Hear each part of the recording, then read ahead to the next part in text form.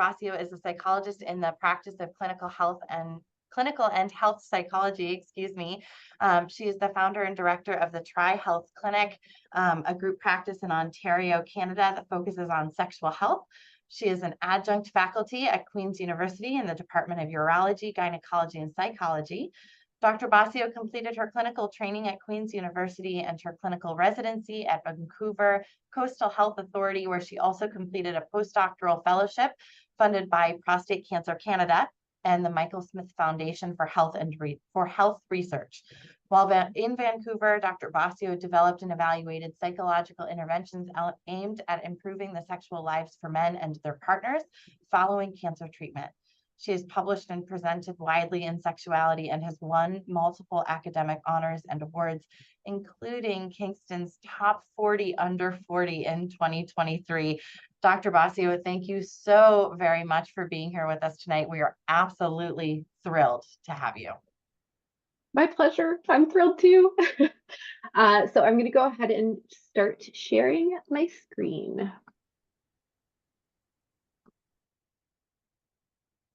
Okay.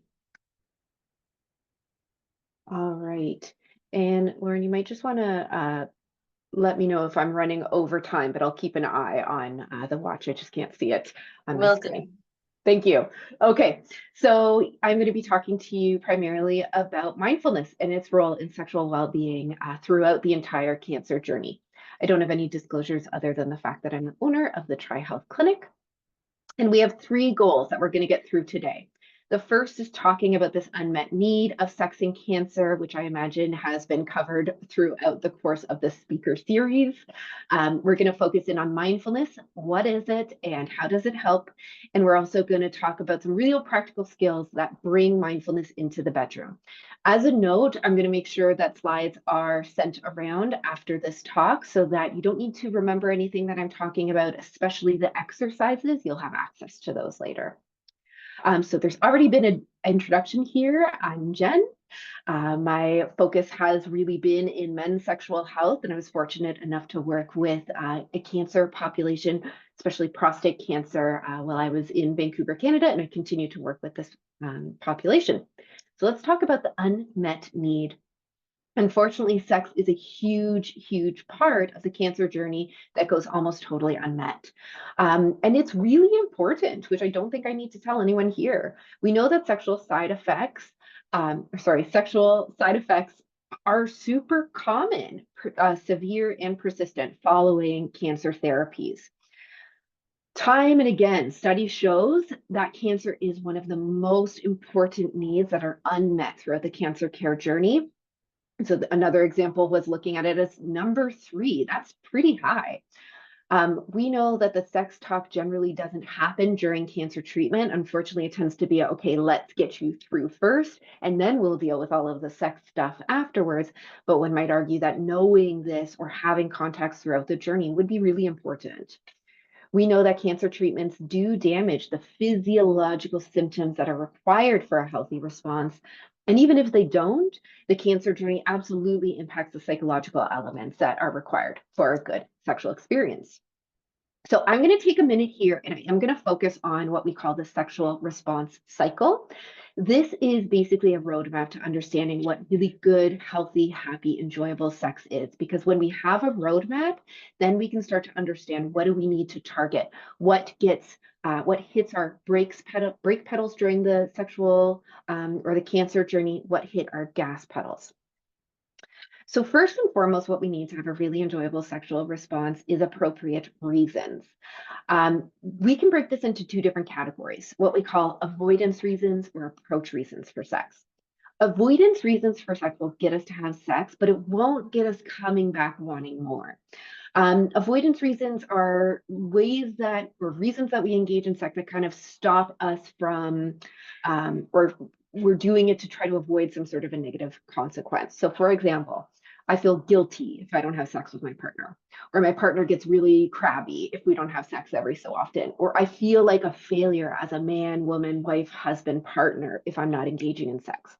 So it'll get us to have sex, but it won't get us back wanting more. So instead, we need to have these approach reasons for sex. These are motivating in and of themselves.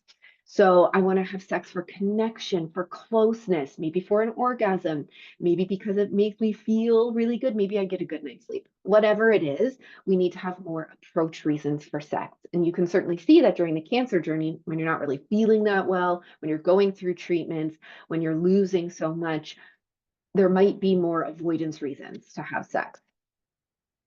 We also need sexual triggers. We can consider this any of the senses: sight, sound, smell, touch, taste. These things are really important, and these can absolutely change throughout the cancer journey as well. Certain touch stimulation that used to feel really good might not feel so good anymore, or maybe some of these things aren't quite having the impact they used to have. So we need to be able to communicate this, but we can't communicate it to our partner if we don't know what we ourselves need. So understanding what our sexual triggers are really important. Related to this is also context. So we might think of this in terms of environmental context, right? Like maybe trying to have sex really late at night isn't super helpful, or if you have dinner reservations in 10 minutes and you have to go. If you're in the hospital, probably not a great context, but it does depend. But relationship context is also really important. So if you are partnered, sometimes changes in a relationship that happen over the cancer journey as one person transitions into more of a caretaker role might actually be a decelerator or a brake pedal for the sexual response cycle.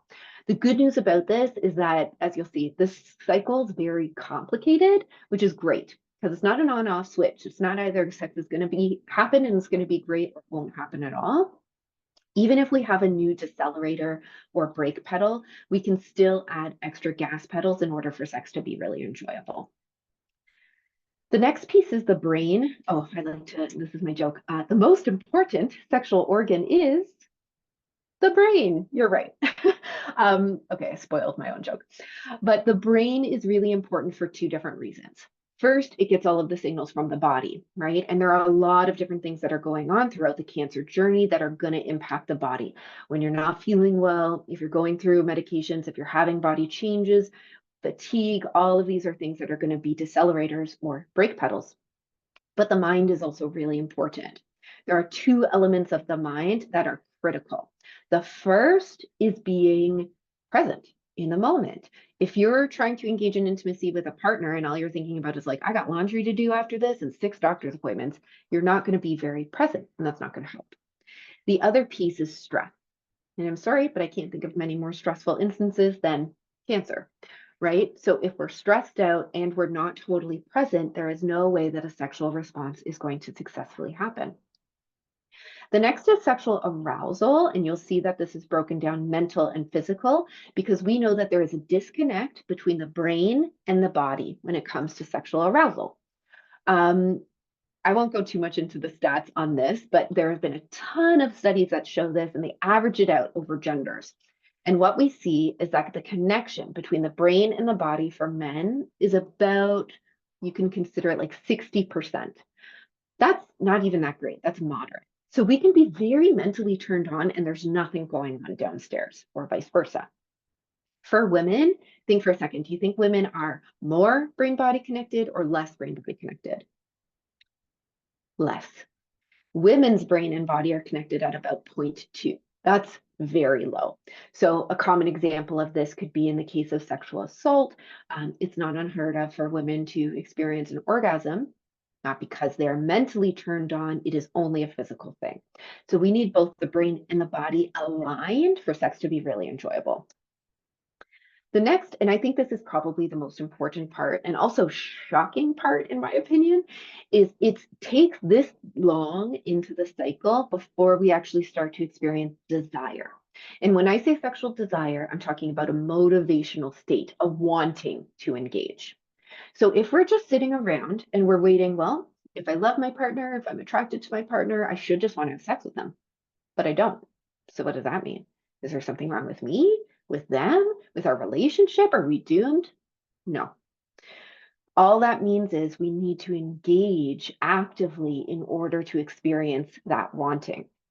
So if life gets busy, if we're going through cancer treatments, if we're recovering after cancer, if we're trying to figure out our new life after cancer, and our body is different and our relationship is different, and we're just waiting for sex to happen, it's never going to happen.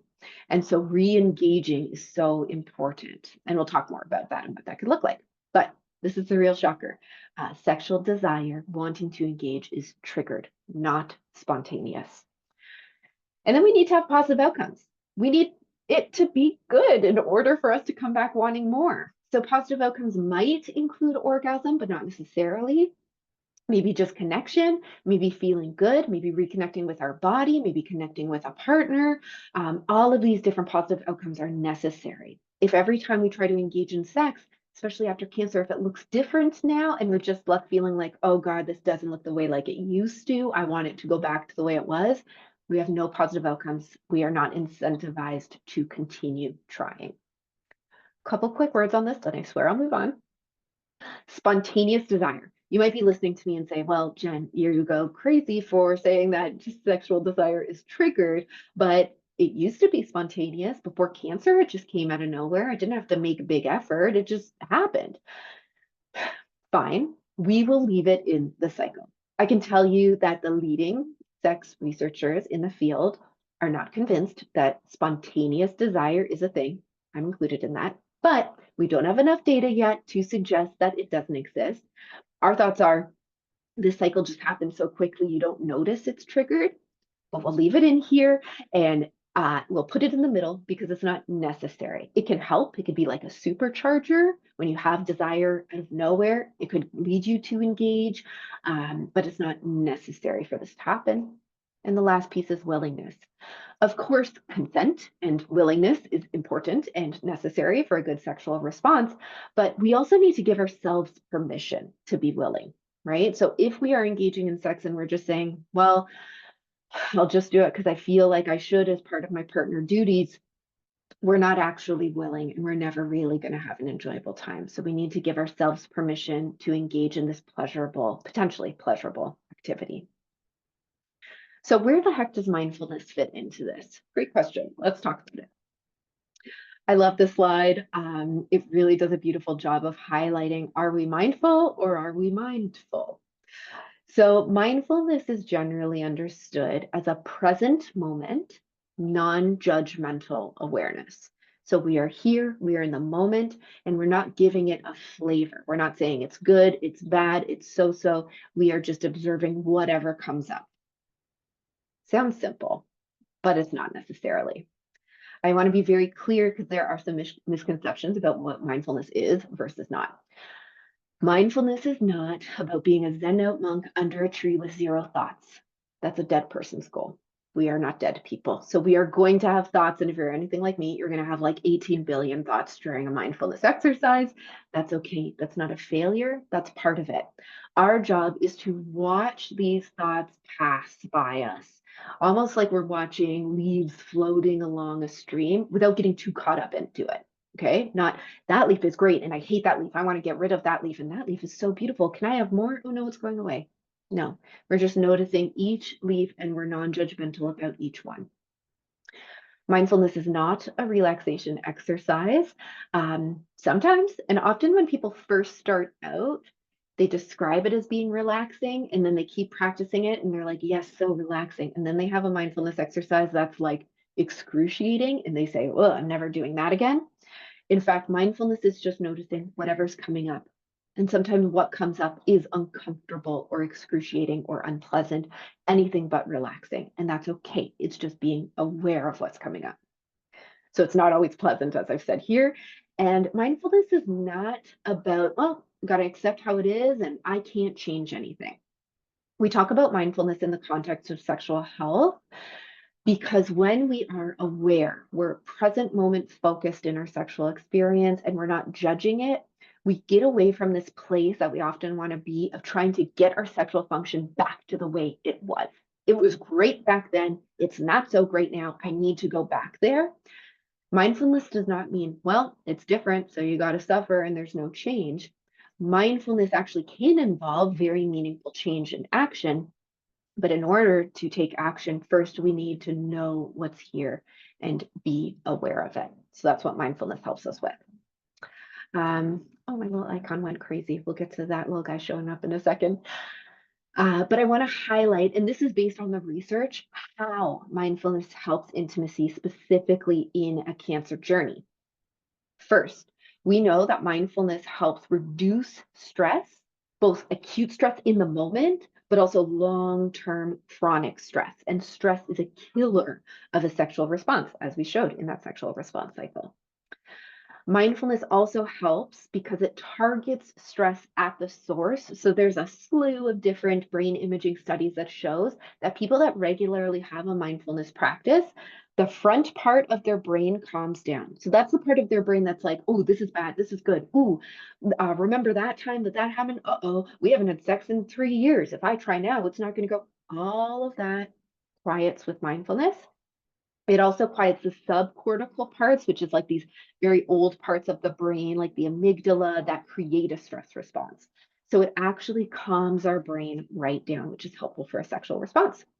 There's a lot of different studies that show mindfulness is really helpful in coping with the cancer diagnosis and the cancer treatment and the cancer journey, specifically for men, but also for partners of men who are going through the cancer journey. So a couple studies out of the prostate cancer research do show that partners of men experiencing prostate cancer tend to be more distressed than the men themselves, and mindfulness can really help with that. Mindfulness is what we call a third wave psychological treatment. It is one of the best treatments we have out there for depression, and it also just helps you feel happier. And lastly, mindfulness really reduces that need to be in the future and keeps us in the present. So instead of us being really distracted, thinking about what comes next in a sexual encounter, it helps keep us present. And what the heck does mindfulness look like? Yes, great question. There are two ways to practice mindfulness. The first way we call a formal mindful practice. So this might be what you traditionally think of, kind of like a monk under a tree. A formal practice is usually where we have one anchor of attention. Really common example would be our breath. And we're just going to keep our mind focused on our breath, the in, the out, all of the parts in between. And every time the mind wanders, which it will, we just gently bring our thoughts back to the breath. Maybe it wanders 1,000 different ways and 1,000 different times, and we keep bringing it back. Maybe it wanders and suddenly it's been 10 minutes and we realize, oh God, I totally forgot I was doing mindfulness. That's okay. We bring it back. Sometimes I've heard it referred to as like herding puppies. We do it kindly, gently, but they're always going to go off, but we just keep bringing it back. This is often done with like a recording that walks us through a mindfulness practice. Could be anywhere from a couple seconds to some people will practice for hours a day. I am not suggesting you start there. The next type of mindfulness practice is what we call an informal practice. So this is where we do a regular activity, but we do it mindfully. So a common example might be to have a shower. In this example, you might have a shower, but you're going to be really focused in the moment. You're going to notice the sounds of the shower, the temperature, where it's hitting the body, what that feels like, the pressure, smells of soaps, shampoos. We're going to notice every time our mind wanders off to like, oh God, did I send that email? And we're just going to bring it back over and over and over again. Another common examples of this would be doing the dishes. If you have pets, mindfully petting your pet, they love that, and you might love that too. Going on a walk, anything. I probably don't recommend driving, but other than that, it's all fair game. And I should mention as well, in order for mindfulness to have a positive impact on our sexual functioning, we do not need to do mindfulness while we're trying to be intimate. Any type of mindfulness practice exercises that skill. Same thing, same way that like if you practice running, it's going to be easier for you to walk upstairs. Same idea here. When we're doing a mindfulness practice, especially a formal mindfulness practice, there are 3 questions that we tend to ask, especially in the treatment that we have done. So we ask first, what did you notice? So let's use the shower as an example. What did you notice? What came up? What were the sensations? What were the thoughts that happened? What were the emotions that came up? What happened? And then we ask, how is this way different from how we might normally take a shower? We explore that. Well, usually I just run in, wash my hair real quick and get out. But this time I actually noticed, whoa, I have a soft spot on my arm or whatever. And then the third question, how might paying attention, like we did in this way, be relevant for, insert the blank, in this case, intimacy after cancer? Okay. So going back to the sexual response cycle for a second, we know that mindfulness actually is helpful at pretty much every step along the way. When we have a mindfulness practice, it helps us be more aware of choosing appropriate reasons to engage in sex and not engaging in intimacy for these inappropriate, or sorry, these avoidance reasons. So, not having sex because you want to check to see if it still works or because you feel guilty, but choosing instead to have sex because you want to have connection. And I'll note, I use sex and intimacy interchangeably here because really I consider all of these things under the same umbrella, which I will get to. We know that when we have a more regular mindfulness practice, we can, in fact, be more likely to give ourselves permission to engage and to be willing. It also makes us much more aware of triggers. If we haven't engaged in sex for a long time, the stuff that used to be sexy might not be so sexy anymore. In fact, it might be quite aversive. So, for example, if you haven't been intimate with your partner for a while, maybe earlier in the relationship, watching them change was something that was very exciting. But now you see them starting to get changed, and you say, "Oh, you know what? I got to go. I forgot the, I don't know, kettle is going." Or, "You know what, honey? You go to bed. I'll go to bed later." We start avoiding these things. So mindfulness helps with that. I've already mentioned that mindfulness is a really effective tool for managing anxiety and also for keeping us present in the moment. I'll mention that mindfulness research also shows that it really helps with immune system functioning. So not only does our brain get calmer and more present, but we actually get healthier when we practice mindfulness, probably because it reduces all of this chronic stress. We know that mindfulness actually helps increase the connection between the brain and the body so that both of these things increase in arousal during a sexual encounter. And mindfulness research has been shown to help increase sexual desire or a drive for engaging in sex. And it makes us more aware of our positive outcomes that happen as a result. It allows us to take a stock, appreciate what delightful things come from a sexual encounter.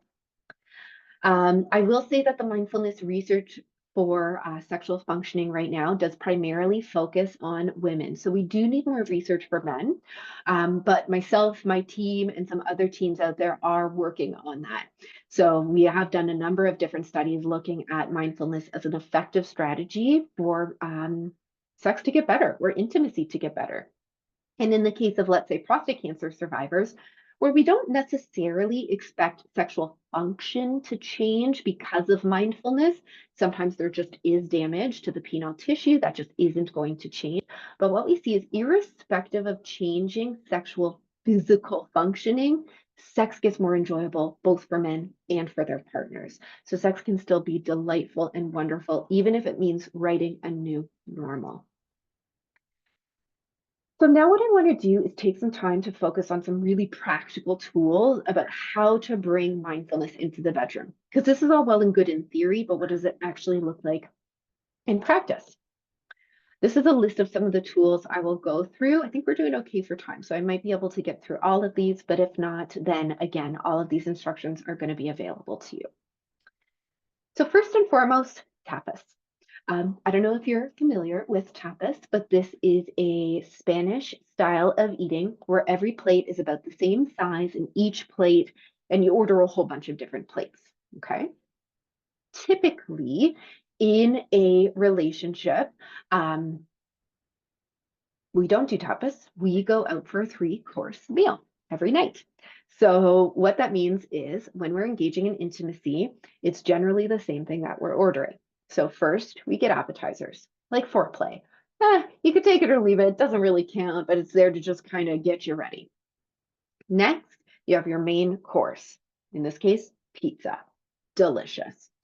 And then afterwards, you have your dessert. So in the case of sex, typically within heterosexual couples, but not just hetero couples, your appetizer is foreplay. Again, you could take it or leave it. Your main course, penile-vaginal intercourse, and then the dessert, let's be honest, man's orgasm, and then we're done. This is all well and good, but it actually leaves a lot of room for or for sex to become more enjoyable. And this is where tapas comes in, because even if you love pizza, even if your three-course meals are delicious and wonderful, um, if you have pizza every single night for the rest of your life, or every time you go out for dinner for the rest of your life, you're going to get sick of pizza for a while. And also, where's a woman's dessert? I say that in jest, but also there's data to support that. So the key to sex being really enjoyable. Oh, my fire alarm is going in. Okay, I'm gonna keep walking through this. I know that there isn't actually a fire happening. So in the case of non-goal directed sex, or in the case of tapas, I should say, what we're doing is we're treating every single sexual activity as tapas. So it's all, again, the same size plate. Each plate is equally delicious. And so sometimes maybe a certain plate isn't on the menu. Let's say following cancer, erections are not reliable. If that plate isn't on the menu, you can still have a delicious meal with all of these different other plates available to you. Okay. This is critically important because it leads to more flexibility and it leads to more enjoyment. And in fact, research has shown that this is the key to really good sex. So, for example, following couples who have been together for a really long time, who rate their sex life as much more enjoyable than average, they don't do the three-course meal every night. They do tapas. So that when big changes in their lives happen, maybe cancer, maybe kids, maybe retirement, maybe a new job, maybe stress, whatever it is, maybe a new partner, we still have a full menu that we're able to order from, even if a couple items aren't on the menu. And grief might be a part of that, right? Let's say your favorite dish was penile vaginal penetration, and that's not on the menu right now. You're allowed to feel sad about it. And you're also allowed to continue to order other meals so that you don't go hungry. Okay. Next piece that I'm going to talk about here, I've kind of adapted it a little bit from a wonderful sex advocate by the name of Betty Martin. She created the wheel of consent, and I'm going to adapt it a little bit to talk instead about the wheel of pleasure. So as you can see, we have two axes. On one axis is touch, giving touch or receiving touch. On the other axis is pleasure, giving pleasure or receiving pleasure. Typically, in a relationship, partners tend to stay within these two quadrants over here. So this idea of if you are giving touch, you should be giving pleasure. You should be serving your partner. Yes, I will do that. Or the other quadrant, if you are receiving touch, you should be receiving pleasure. Okay, so accepting. Well, if my partner's touching me, it should feel good. This is all well and good, but this is also the exact same dynamic of a massage therapist. Okay. If your massage therapist is touching you, it should feel good, right? And if you're receiving that touch, again, you should be receiving pleasure. This is very transactional. This is not very intimate. For intimacy to be really pleasurable, we instead need to explore these different two quadrants. So if we are giving touch, we are receiving pleasure, right? We are asking, may I please, to our partner to receive pleasure from touching them. Likewise, if we are receiving touch, we are giving pleasure. We are allowing our partner to essentially use our pleasure for their own pleasure. This is much more intimate. If your massage therapist is receiving pleasure from touching you, or giving you pleasure, or you're giving them pleasure by receiving touch, this might not be an above board massage therapist, right? This is much more intimate, and this is what we are aiming for. This might also be considered more selfish intimacy, and that is really selfish sex is good sex because it's much more intimate and gifting. So with following cancer treatments or along the cancer journey, it is not uncommon for sex to slow down, sex to change, or sex to stop altogether. One of the big issues that a lot of couples end up having is they end up getting stuck in a rut where maybe reinitiating sex, continuing to have sex, or finding a new sexual normal is very challenging. One of the best tools that we have for this in the sex therapy world, which is a mindfulness exercise, is something called sensate focus. So I'm going to explain what sensate focus is and isn't. And this is something that would make a really nice Saturday afternoon. So keep that in mind. Sensate focus involves, I'll mention 4 bits that it does involve. So it involves practicing sexual communication in the bedroom. It is not very common. We certainly don't get taught how to communicate our sexual health needs. And so I'm going to, in the majority of couples, heterosexual couples, you might have different genitals, and same-sex couples, you might have similar looking genitals, but they're attached to different brains. We're not so great. We don't get taught how to communicate our sexual touch needs, but that is critical to good sex because our partners aren't mind readers, unfortunately. And so communicating our sexual needs in the bedroom is critical, and sensate focus helps with that. Sensate focus also helps disconnect from our sexual or intimate lives from all of the unpleasant stuff that builds up during, for example, the cancer journey. It disconnects it from pain, fear, judgment, disappointment, grief, performance demands, all of these things, disconnects it and allows us to start with a fresh blank slate. Sensate focus also helps us practice staying present in the moment, which is very much in line with mindfulness. We don't get too caught up in, is this going well? Is this not going well? Is my erection strong enough? Is it not? Is my desire good? Is my partner having a good time? None of that. It just allows us to stay present in the moment. Those thoughts might still come up, but sensate focus lets us unhook from those thoughts.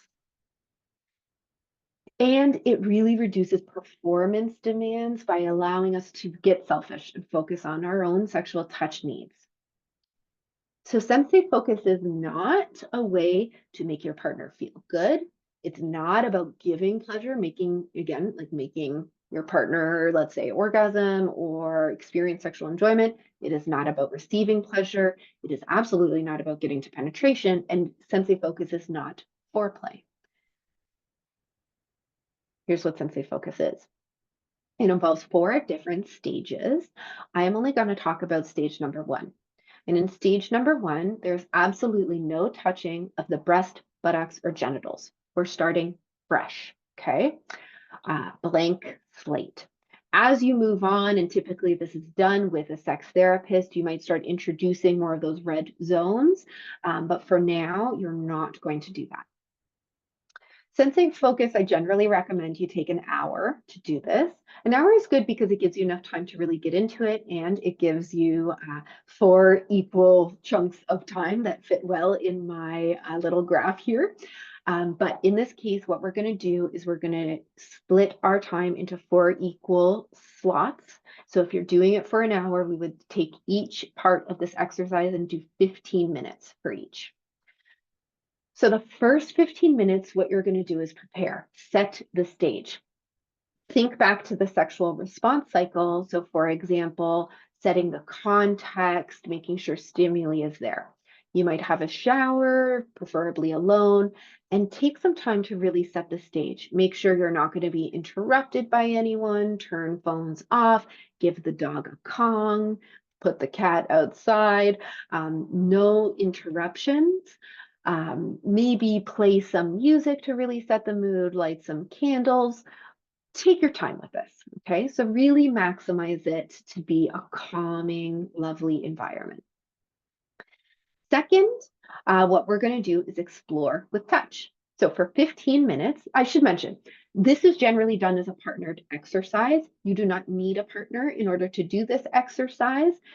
You could do all of the parts that I'm talking about touching your own body. So you would just skip one of these 15-minute chunks. And I'm going to come back to another exercise in a bit to explain in a bit more detail how we can do this on our own.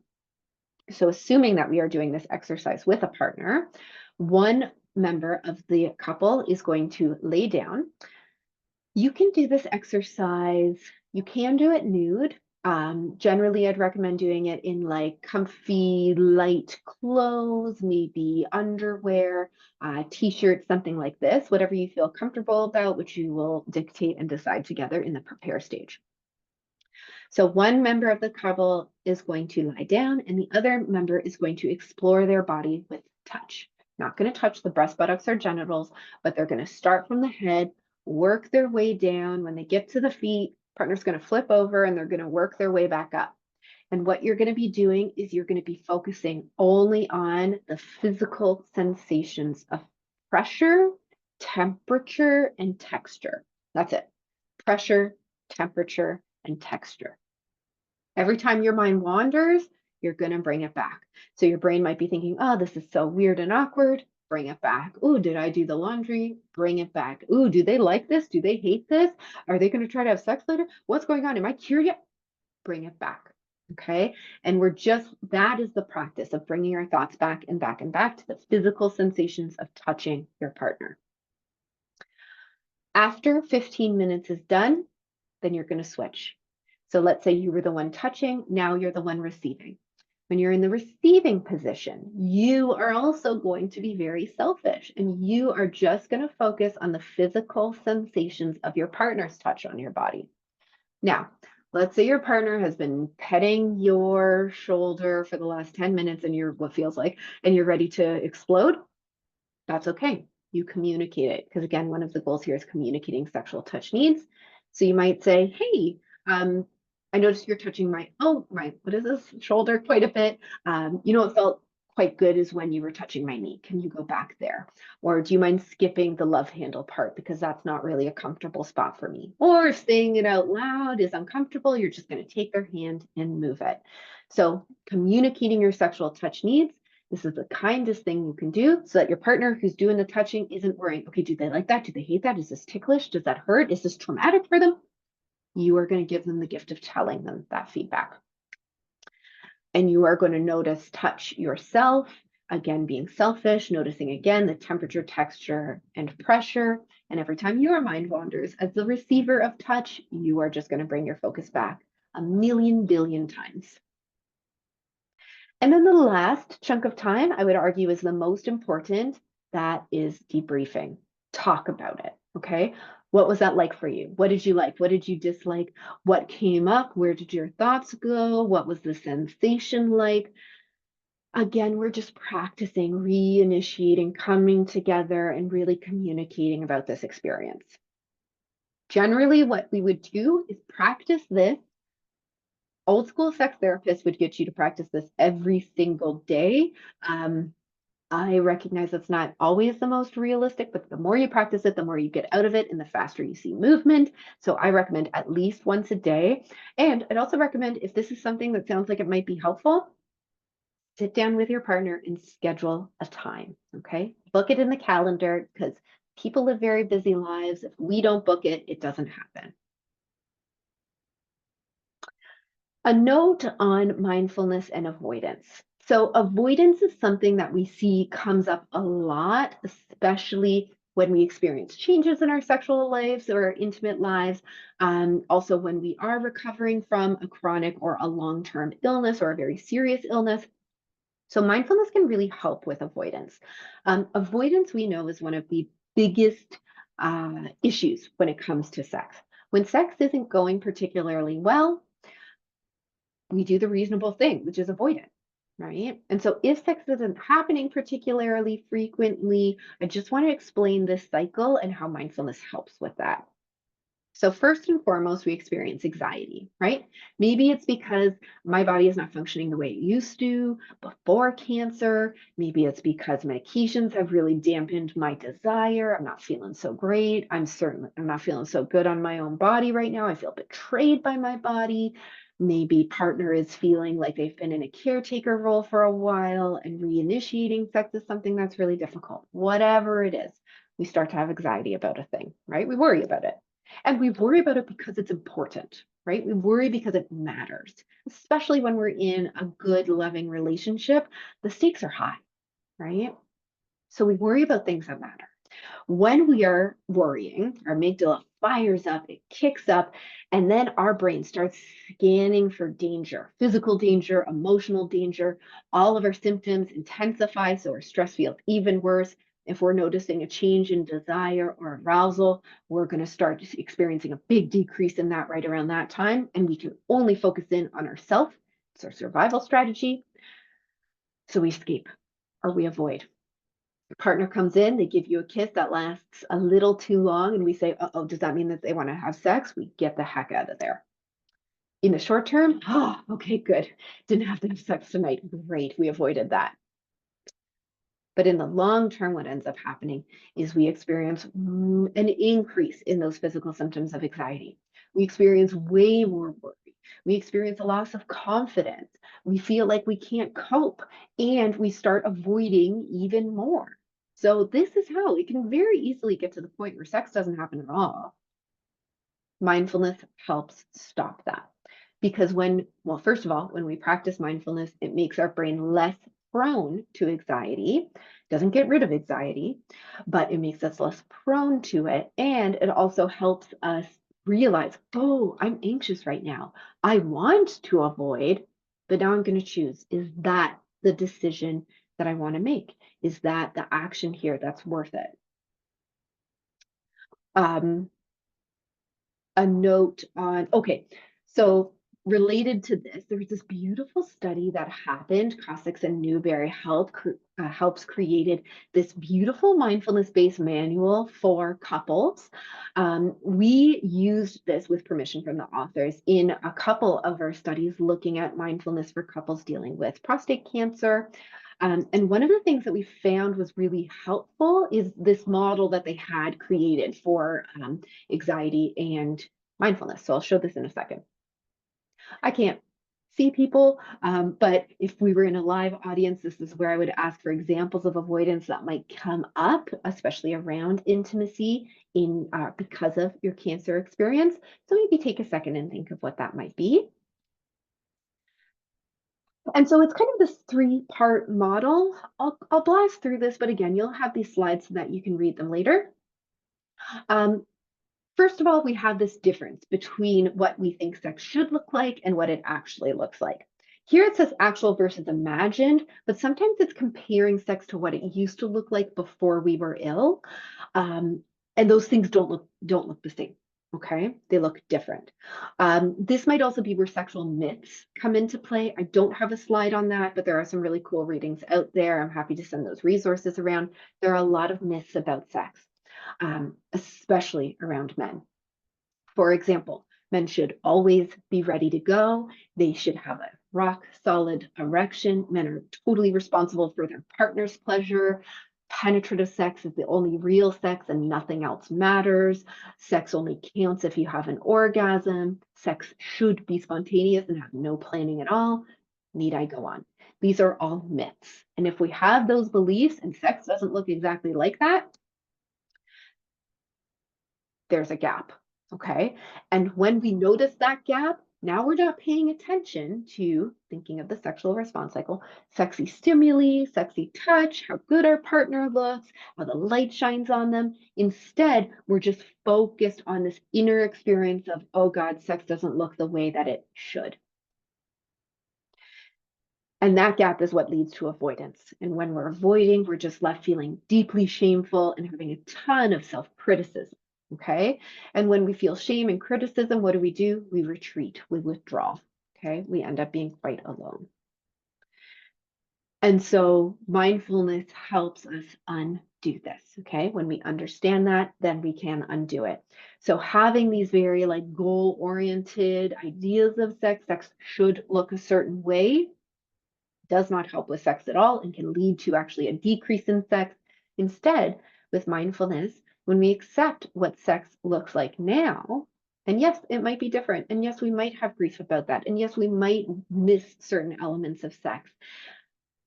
But by recognizing that this is where it's at now, we reduce all of the extra suffering that comes along with it.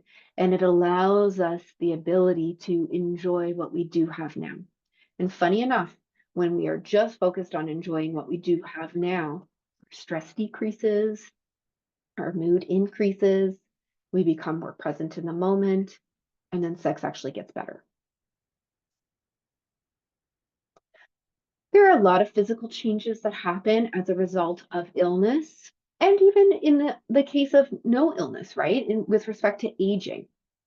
So there are a number of exercises that are really helpful for reconnecting with our body in a healthy, helpful way that we can bring into the bedroom. Because when we are left feeling betrayed by our body, like our body is unsafe, like our body is new and different and changed because of all of the treatment, surgeries, things that it has been through, sometimes what ends up happening is that connection between our body breaks, and that doesn't allow us to use our body for pleasure in the way we do in the bedroom.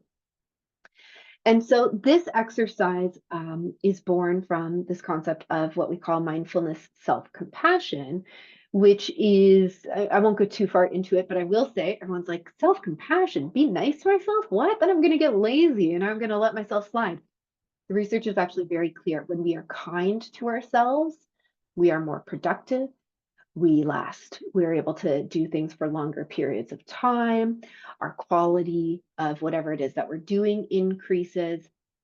And so things get a lot better when we're kinder to ourselves, which is also anyway, without going too far into it, this website that I have on my screen here shows some mindfulness self-compassion exercises we can use. There are some exercises that map very nicely onto this loving your sick body mindfulness exercise, but it's not exactly the same. So I'll just highlight some of the things that we would do in this exercise.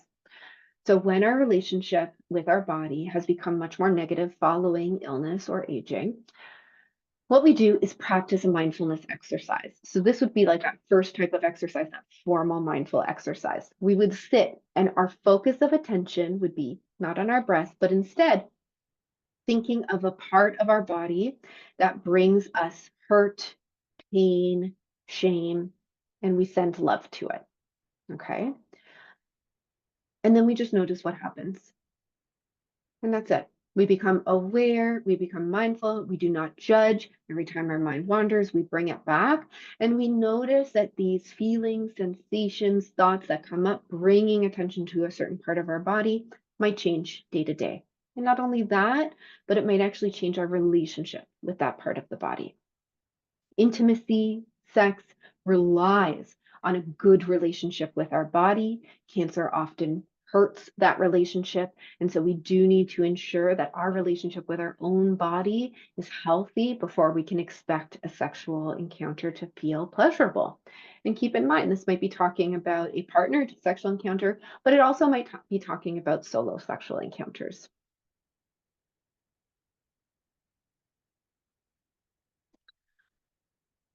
Another exercise that we use that really draws on mindfulness in order to help connect our body or with our body in a healthy sexual way is this. So this is a multi-part exercise. You can see there are 6 parts here. I'm not going to go into too much detail, but really we can use these different parts or these different stages in order to increase and improve our relationship with our body, especially when we're not feeling particularly sexual.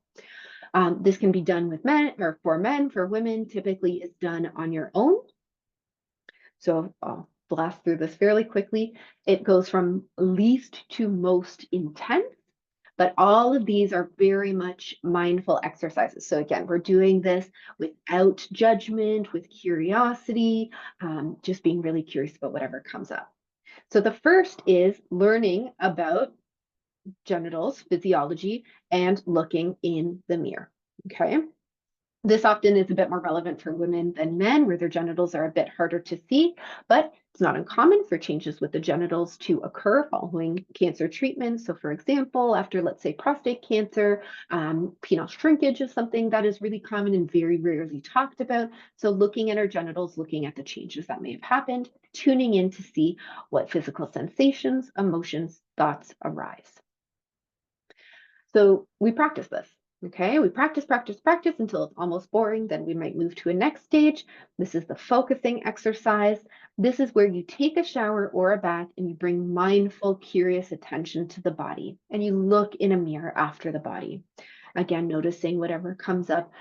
I often think of this like an alien. If you were an alien and had just inherited a human body that you had never seen before, how can you look at it in a way that's not judgmental, but purely curious?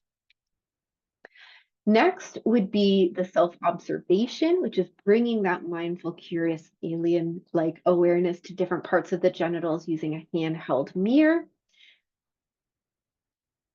Then we bring touch into it. So it's not until this stage that we involve any sort of touch.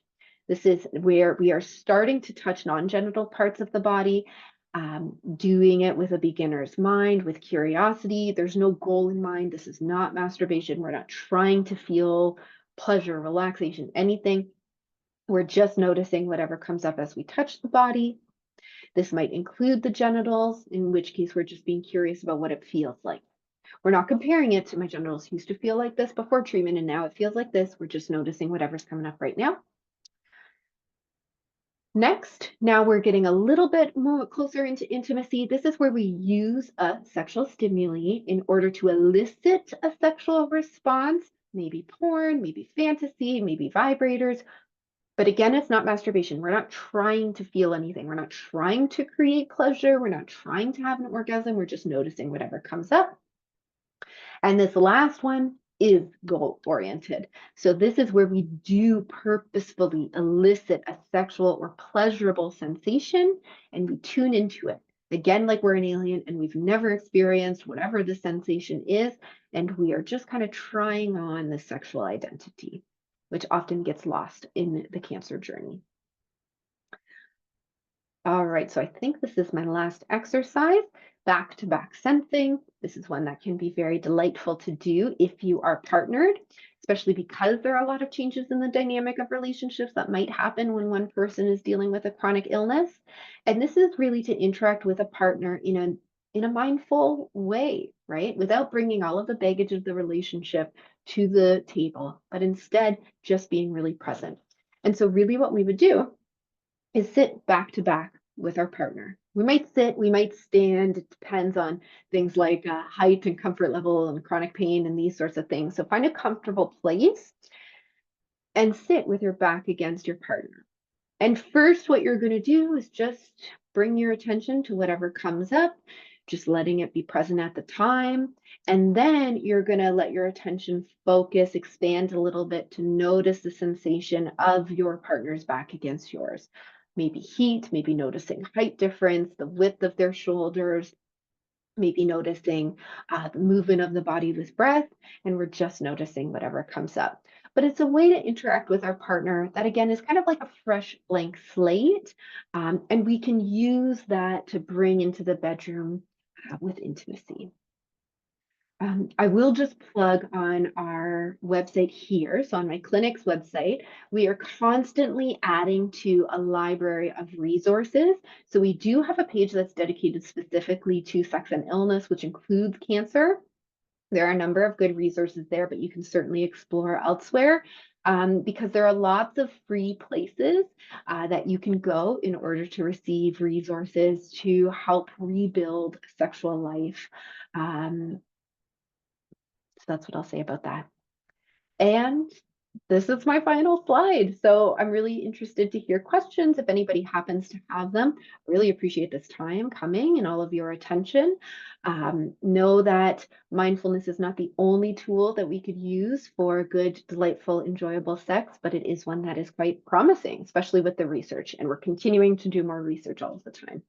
So don't hesitate to reach out. Thank you. Thank you so much, Dr. Bossio. This was absolutely incredible. So rich with information, so many things that people can actionably take with them and try at home. Truly amazing. Thank you. I'm going to let people have a chance to put some questions in the Q&A. But I had a question that came up for me as you were sharing, and I'm curious, for those who give so many amazing tools and for those who aren't really sure where to start, they haven't tried any of these things before, Mhm. which one of those, I think it was like 9 incredible I, tools, there's a lot. would you recommend someone start with? How do Great they question. pick? Where do they go? What's number Yes. one? Excellent question. I would always start with the sexual response cycle. And the reason for that is I'm very much of the mindset that the more we understand, the more ways forward we have, right? So often we hear in the cancer journey prior to cancer, like not always, but in many cases, like sex just happened. It was great. You didn't have to think about it that much. And suddenly it like becomes a lot more complicated. And what we tend to see in those cases, there's been a couple studies that suggest sex was always complicated, but you just had so many gas pedals that you didn't even notice all of the brake pedals. And so when we take, and I always have my printout here, it's like so used because I'm constantly, if my cat's eating away at it, but when we have a really good sense of what helps and what hurts a sexual response, then we could share that with our partner who has an equally complicated sexual response cycle that we're trying to mash together. But now we can lay it out on the table and we could start to identify what of this is movable? What of this can we start working on together? And then from there, often whatever comes next kind of is drawn out from this, right? So if it's like, I have no idea what kind of stimuli I need, maybe you start there. Or if it's like, my brain is just so focused on how sex used to be before cancer, and I just don't want this new sex life, and I want to go back to where I was, maybe that's where we start, right? If there's absolutely no desire at all, or maybe sex is like quite aversive or a turnoff, maybe that's where we start. But this is generally a really helpful place to know where to start. So we've got a version of this on the website. People can just download, fill it out on your own, and then share it with your partner. And it could be do it late at night, do it with wine, do it over a delicious dinner, but it could be a really nice way to get that conversation started. And it is totally natural for it to be super awkward in the beginning. It gets easier, I promise. Thank you so much. I love that you have this downloadable version that people can take with them and use it as a conversation starter, because that's, Yeah. one of the things I hear a lot is like, how do I start this conversation? Yeah. We've never talked about this before. I'm not sure where to go from here or how to Mhm. even initiate this discussion. So having this Totally. tool that we can just say, okay, I want to give this a try together. Can we try this together and work through that kind of awkward dance at first, but having this tool to kind of help guide that is incredible. Yeah, that's what it's there for. We don't have any questions right now in the chat. If anybody has any questions for Dr. Bossio, I certainly want to encourage it. I think you did such a thorough job explaining all of this. We haven't seen any questions coming yet, but I'm also curious, I know you work kind of across the board with people in general, but how do you find the men that you work with, or men and their partners, if you're working with partners as well, who Mhm. do have a cancer diagnosis? I know you have a lot of experience in that space. Um, you know, how have you kind of seen this practice of mindfulness transform lives? I know you Mm, talked about it kind of in this kind of clinical, not even clinical, but just like very practical way for people. But I'm curious if, obviously protecting privacy, but how you've seen this kind of transform lives as people have started incorporating this practice into their regular intimate selves and their yes. I mean, I'll give you one example in particular stands out, and this one I'll share. It was a couple that was a part of one of our studies when we first started doing this. So they had been through prostate cancer together. They actually agreed to be interviewed by the Vancouver newspaper to talk about their experience. It was so beautiful. And it was a couple who, like, their relationship was really strong prior to cancer. Their sex life was really good prior to cancer. And then it was like overnight, everything changed and they didn't know where to begin. So they had this good foundation already, but even with that foundation, it rocked their entire world, their entire relationship. And when they first came, he was understandably a little standoffish. And this is Vancouver, Canada, right? So this is generally like a very granola population. And even in that population, he was like, what is this? Like, just give me some drugs so that my penis works the way it used to, and let's move on. And over the course, this was a 4-session group, so it wasn't actually very long. These people, in a way that like was so commendable, really gave it their all, even though he wasn't 100% buying in. And they were really able to shift from this place of like, I just want sex to look like the way it used to, and instead move to this place of, okay, this is where it's at right now. I don't have to love that, but there are still these really beautiful parts of intimacy that we can have, that if cancer didn't happen, we'd never have to explore this. But they did. And what we found is that his sexual functioning did not change over 4 weeks, and we didn't expect it to. His erections were, I don't think he had any. I don't quite recall, but their intimacy increased. They were not having sex, they started to, and it was like for them shockingly beautiful, and they were able to then carry on from where they were. So I love this example because it highlights, even with a really strong relationship, this can still totally rock your world. And there were also, I should also say, there were some couples where sex was never particularly awesome for them, or maybe it was better for one partner than the other. And they too were able to talk about it and just find this beautiful, pleasurable, delightful part that wasn't so like either it's penetrative sex or you're failing. And so that flexibility, anyway, we found was like really helpful. Thank you so much. I have someone who asked, how can I find a local practitioner that does what you do? So I certainly have a thought to this, but I'd love to hear what you think first. Yeah, I mean, Lauren, you might have a better sense. One particular organization that I'm a part of that is national, it's called the Society for Sex Therapy and Research, or SSTAR star. They do have a directory of clinicians who do this sort of work. So that might be the first place that I would start. I don't know if in your area ASECT is also an option. It is? Okay, so maybe you can speak to that, Lauren. Yeah, ASECT is the American Association of Sex Educators, Counselors, and Therapists. And you can filter by state. So wherever you live here in the US, you can filter by state and find certified sex therapists who do what Dr. Bossio does. Thank you. Any advice when a partner is reluctant to examine a new normal? Can a one-sided approach work? Oh, it's such a great question. How do I give this in a brief answer? When we're dealing with these sort of like sex takes two in cases of relationships, and so both people are going to experience their own set of emotions around that. And there are a lot of so many different reasons why two people might be on different pages. So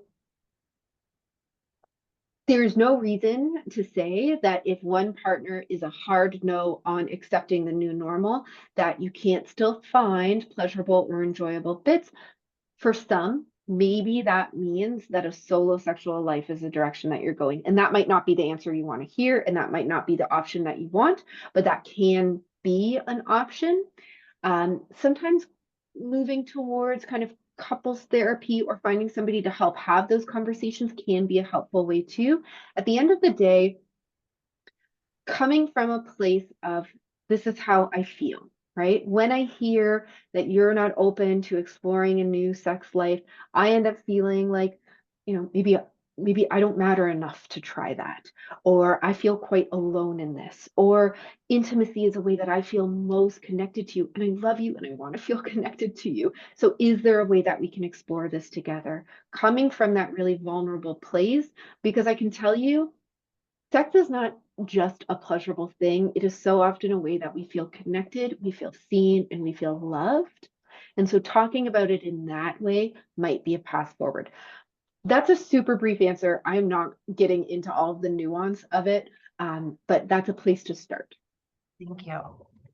Someone asked, can I assume the preparatory procedures assist with orgasm? Oh, great. Okay, good question. Preparatory procedures.